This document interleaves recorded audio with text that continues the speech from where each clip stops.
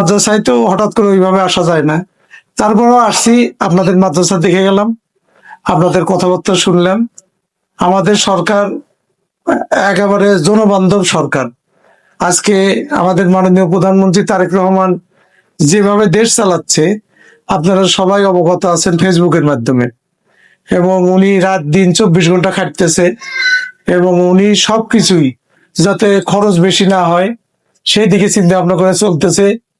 Even হলো যে আমাদেরকেও এই সংসদে খাবার টাবার আগে যেভাবে ছিল আর কি, এটাও বন্ধ করে দিছে, যে এত টাকা খরচ করার দরকার নেই। তা আমরাও চাচ্ছি যে আপনারা আপনাদের মূল্যবান ভোট দিয়ে আমাকে এমপি নির্বাচিত করেছেন। আপনাদের দায়িত্ব শেষ, এখন হলো আমার দায়িত্ব। এবং আমাকে আপনাদের দাওয়াত দেওয়া লাগবে না, আমি সব জায়গায় যাব। বিশেষ করে মসজিদ মাদ্রাসা এগুলো তো দেখবই। আজকে আমাদের সরকার, মানে শুরুতেই আমার প্ল্যান ছিল যে এমপি হওয়ার পরে কি সুযোগ সুবিধা পাবো জানি না, তবে সুযোগ সুবিধা যদি পাই অন্তত পক্ষে মসজিদ মাদ্রাসাতে দেওয়ার চেষ্টা করবে। কিন্তু আমার প্ল্যানের আগেই আমাদের মাননীয় প্রধানমন্ত্রী, ওনার প্ল্যান আরো বেশি। উনি শুরুতেই মানে 300 এমপি কে ডেকে বললো যে আমি 30 লাখ টাকা করে প্রত্যেক ইউনিয়নে দিব, এগুলো মসজিদ মাদ্রাসা গির্জা হিন্দুদের মন্দির সব জায়গাতে দিবেন।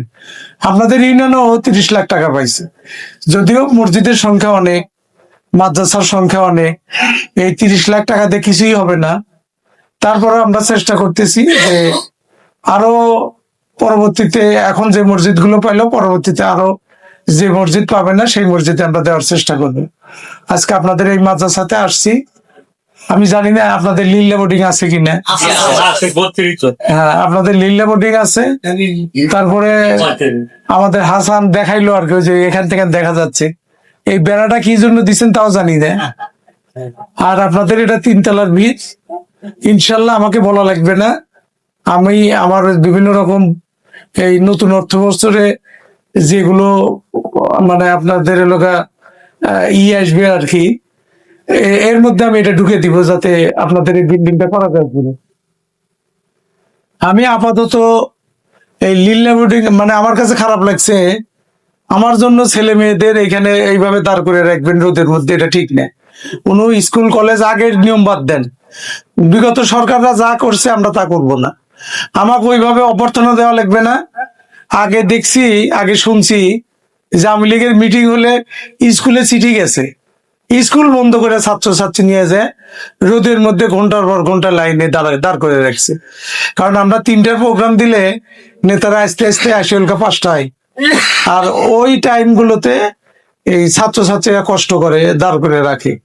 এইগুলো করবেন না, এগুলো যদি করেন তাহলে আমরা মানে বিশেষ করে আমি মানে অখুশি হই। ছাত্রছাত্রী এইভাবে দাঁড় করে রাখবেন না। আপনাদের মাদ্রাসাতে এমনি আসতাম, তারপরেও আজকে এসে দেখে গেলাম, এরপরেও আসবো। আমি আপনাদের এই লিল্লা বোর্ডিং সহ এখানে কতটুকু কাজ আমি নিজে বুঝতেছি না। আমার এখন কোনো ফান্ড নাই, তারপরও পার্সোনালি আমার ব্যক্তিগত ফান্ডের থেকে না আপনাদের 50,000 টাকা আমি দিই। আমরা 2-1 দিনের মধ্যে রাজ্জাক ভাই সহ এই কর্তৃপক্ষ গেলে আমি 50,000 টাকা দিয়ে দিব। এটার হলো যে এখানে টুকটাক যদি কাজ করা লাগে এটা আপনারা ভালো বুঝবেন। তবে লিল্লা বোর্ডিং এ যেহেতু বাচ্চারা আছে, এদের একদিনের খাওয়ার ব্যবস্থা করি।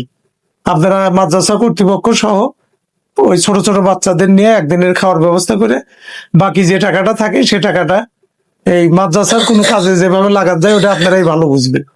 আমি সময় নিতে চাচ্ছি না, আজান দিচ্ছে, আমি স্কুলটা দেখেই আমি চৌরাস্তাতে যাব, ওইখানে আমাদের একটা প্রোগ্রাম আছে। আপনারা ভালো থাকেন, সুস্থ থাকেন, আমার জন্য দোয়া করেন। আমি কাজীপুরটাকে বিগত 17 বছরে যা হয় নাই আমি আমার 5 বছরের মধ্যে করতে চাই। আপনারা দোয়া করেন, সহযোগিতা করেন। আর আমাকে কে ভোট দিচ্ছেন ভোট দেন নাই এগুলো আমার দেখার বিষয় না। একডালা গ্রামের প্রত্যেকটা লোকই আমাকে ভোট দিছে, এটা আমি মনে করি।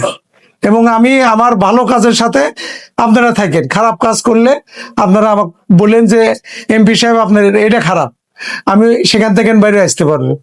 আমি আমার ভালো কাজের সাথে থাকে, আপনাদের আমারই দল করা লাগবে সেটাও আমি বলি না। আমার ভালো কাজ দেখে যদি মনে হয় যে এমপির সাথে থাকা দরকার আপনারা থাকেন। আপনারা ভালো থাকেন, সুস্থ থাকেন। সবার প্রতি সালাম দিয়ে আমি আমার কথা শেষ করছি। আসসালামু আলাইকুম।